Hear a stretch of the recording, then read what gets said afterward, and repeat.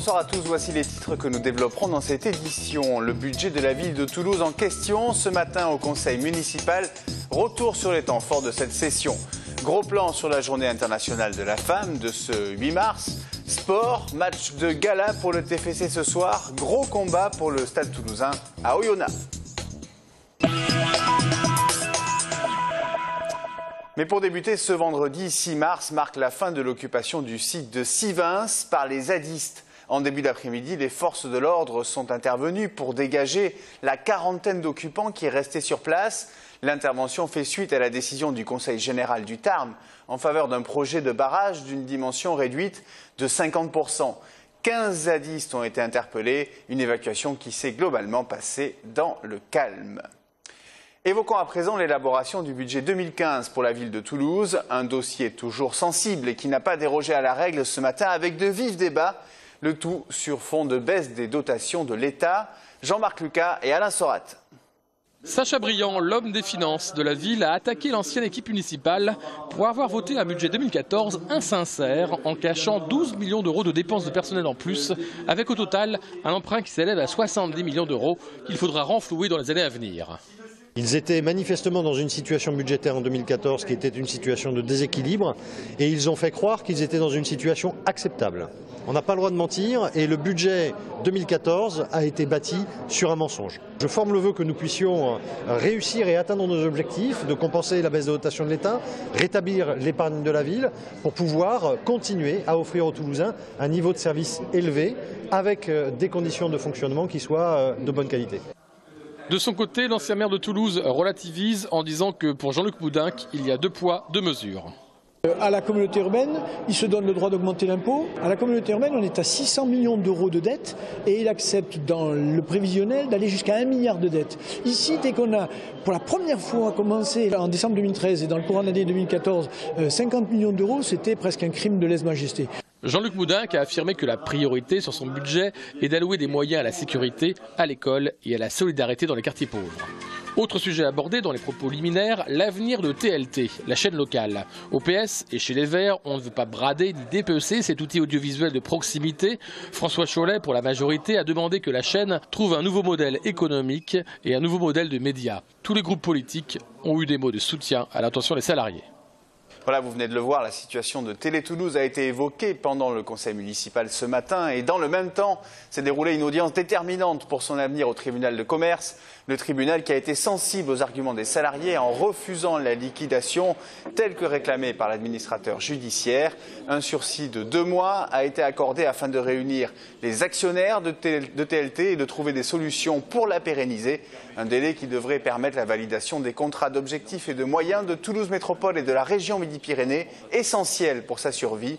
20 emplois directs et une centaine au total sont menacés par la fermeture de l'une des antennes pionnières des télévisions locales.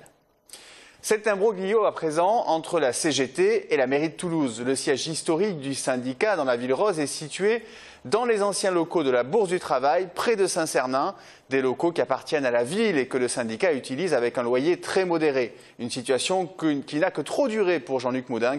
Il demande une régularisation des loyers. Le syndicat a manifesté ce matin avant le conseil municipal. On regarde.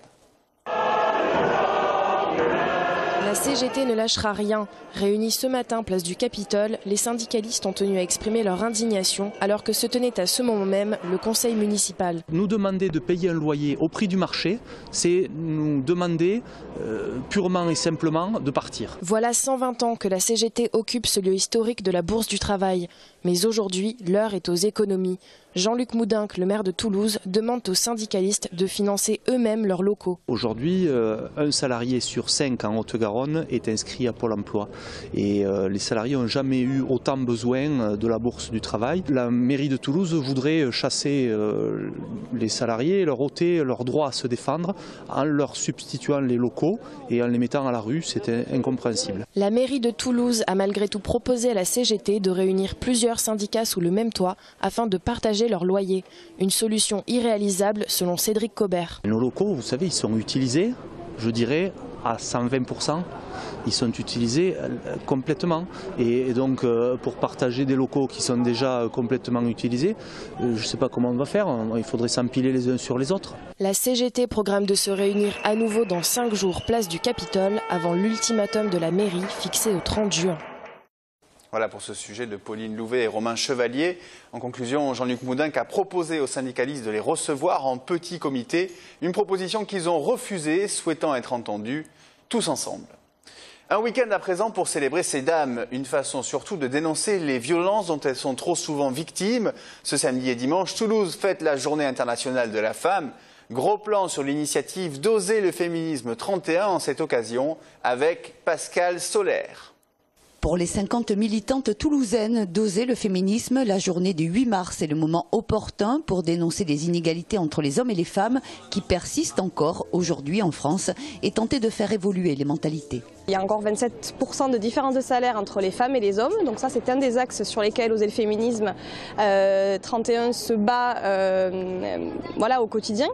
Il y a je pense un gros chantier aussi sur l'éducation des jeunes, sur cette différenciation qu'on fait encore entre les filles et les garçons, comment arriver à ce que ce sexisme ordinaire disparaisse. Il faut éduquer aussi au fait par exemple que les femmes comme les hommes peuvent avoir des postes à responsabilité dans des entreprises, que les femmes comme les hommes, même si elles ont des enfants, peuvent venir en réunion tard le soir et que c'est monsieur qui gardera les enfants, mais ça c'est du changement de mentalité.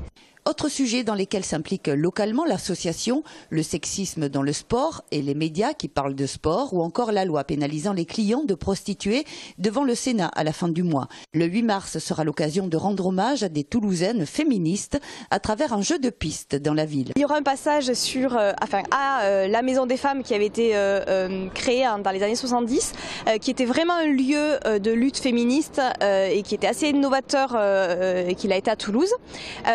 On passera sans doute à la manufacture des tabacs où il y a eu la première grève de femmes en France. Aussi rappeler qu'effectivement les femmes ont été très actives dans la résistance et de rappeler effectivement l'importance des femmes dans l'histoire parce que ce n'est pas assez dit, parce que c'est gommé de manière volontaire ou pas, je ne sais pas, mais des programmes scolaires, on a très peu de femmes comme figures historiques et donc ce parcours permettra de rappeler tous ces faits.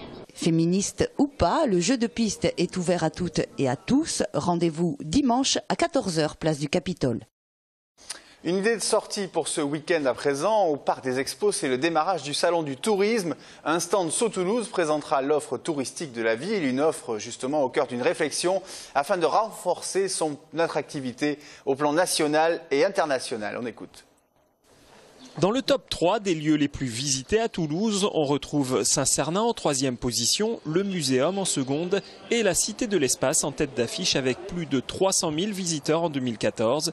15% des touristes français venant à Toulouse viennent de Paris, principalement en famille. Une offre à travailler pour attirer davantage de personnes.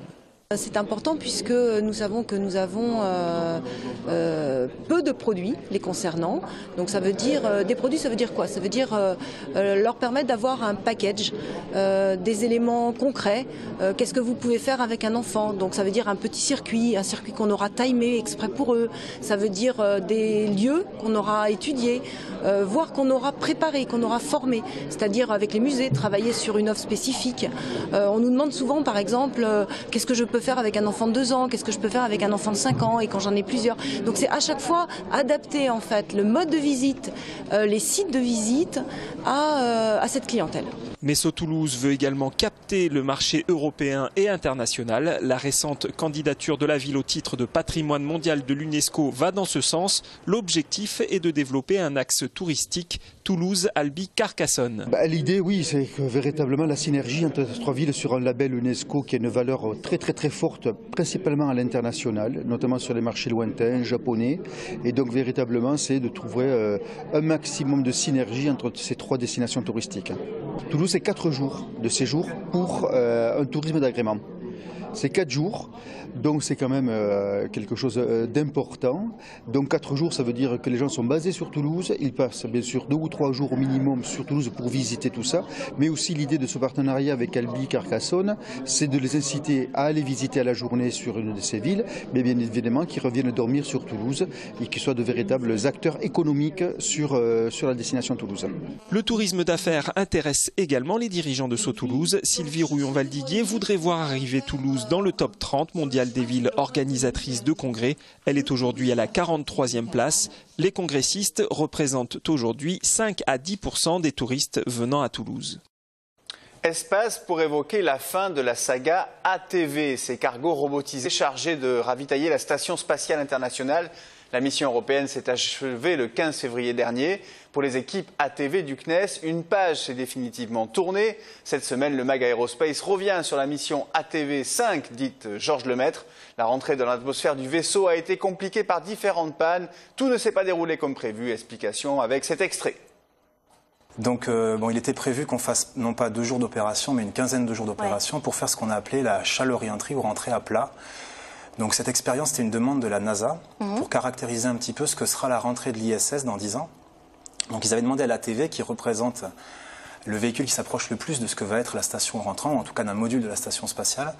Ils avaient demandé donc à l'ATV de faire une rentrée la plus à plat possible, donc plutôt qu'une rentrée abrupte qui vise l'océan Pacifique de manière, on va dire, verticale, pour faire simple. On nous a demandé de faire une rentrée plus à plat, donc qui passe plus de temps dans l'atmosphère, qui était donc plus risquée d'un point de vue de la tâche au sol. Il n'était pas question, on est d'accord, de récupérer le cargo? Absolument pas. On finissait toujours par détruire l'ATV, d'aller le faire rentrer dans le Pacifique Sud. Mais quel était l'intérêt de cette rentrée? Donc l'intérêt de cette rentrée, c'était déjà une première mondiale de faire rentrer l'ATV dans ces conditions-là, et surtout d'observer cette rentrée, donc à la fois depuis l'ISS et depuis des moyens sols, avec des radars, avec des télescopes, avec aussi un avion qui devait décoller et aller suivre la rentrée, faire des photographies de la rentrée de l'ATV. Et donc engranger un maximum de données scientifiques pour après les traiter et pouvoir préparer ce que sera la rentrée de l'ISS dans une dizaine d'années. Émission à retrouver en intégralité juste après ce journal. Nous arrivons à la page sport de cette édition. On débute par le foot. Ligue 1, le TFC, premier relégable, se bat pour son maintien. Ce soir à 20h30, ils auront fort à faire face à Marseille. 3e du classement des Phocéens dans le doute. Sans victoire depuis 4 matchs, le football sera en tout cas à la fête avec un stadium bien garni. Seules 3000 places restent disponibles à la vente. Du gala, on passe au combat, celui qui attend le Stade Toulousain ce soir à 20h45 du côté d'Oyonnax. Les deux équipes sont en course pour une qualification en play-off. Les hommes de Guinovest restent sur 2 succès consécutifs, dont un à l'extérieur à Castres. Les Tarnais, actuels derniers du top 14, qui joueront demain un match déterminant pour leur opération maintien. Samedi à 18h30, ils reçoivent le Loup, 13e du classement, 4 longueurs devant le CO. Nous arrivons au terme de ce journal. Nous vous souhaitons le meilleur week-end possible. Il s'annonce en tout cas ensoleillé sur la Haute-Garonne, ce qui est un bon début. À bientôt sur TLT.